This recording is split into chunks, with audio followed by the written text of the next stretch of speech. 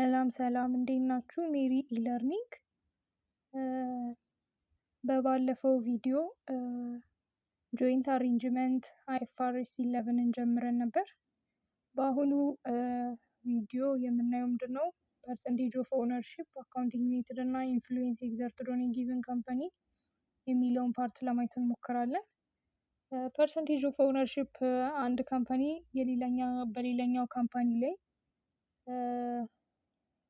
እንትን ሲያደርግ ጆይንትሊ አሬንጅ ሲያደርጉ አንድ ካምፓኒ ከሌላኛው ካምፓኒ ጋር ምን ያክል ፐርሰንት ኦውን አድርጓል ወይም ደግሞ ኦውነርሺፕ ፐርሰንቴጁ ምን ያክል ነው የሚለውን እና የሚጠቀሙትን አካውንቲንግ ሜትድ እንዲሁም የሚኖረውን ኢንፍሉዌንስ ለማየት እንሞክራለን ማለት ነው።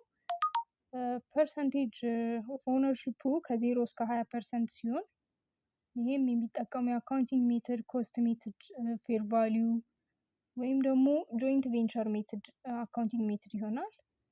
ኢንፍሉዌንስ የሚኖረው ተጽዕኖ ፓሲቭ ነው፣ ያን ያክል አክቲቭ አይደለም። ይሄ እዚህ ግባ የሚባል አይነት አይደለም ማለት ነው፣ በጣም ትንሽ ነው እና በዚህ ጊዜ አይኤፍአርኤስ 11 እና አይኤፍአርኤስ 9 አፕላይ ማድረግ እንችላለን። አይኤፍአርኤስ 11 ጆይንት አሬንጅመንት እንዲሁም አይኤፍአርኤስ 9 ደግሞ ፋይናንሻል አሴት በሚለው ማለት ነው። ሁለተኛ ከ21 እስከ 50% ኦውነርሺፕ ሲኖረን ምንድን ነው ኢኩዊቲ ሜትድስ ኦፍ አካውንቲንግ መጠቀም እንችላለን። ኢንፍሉዌንስ የሚኖረው ተጽዕኖ ደግሞ ሲግኒፊካንት ነው። አይኤስ 28 ኢንቨስትመንት ኢን አሶሺየትስ ኤንድ ጆይንት ቬንቸር የሚለውን የአይኤፍአርኤስ ስታንዳርድ አፕላይ እናደርጋለን ማለት ነው። ከ50% በላይ ኦውነርሺፕ ፐርሰንቴጅ ሲኖረው ደግሞ የምንጠቀመው የአካውንቲንግ ሜትድ ኮንሶሊዴሽን ይባላል። ይህም ፓረንት ኤንድ ሰብሲጀሪ ይሆናል ማለት ነው።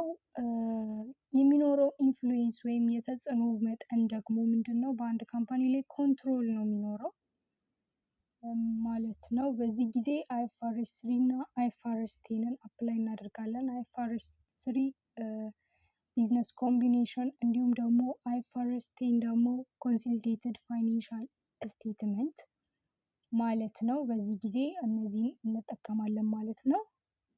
በአጭሩ የጆይንት አሬንጅመንት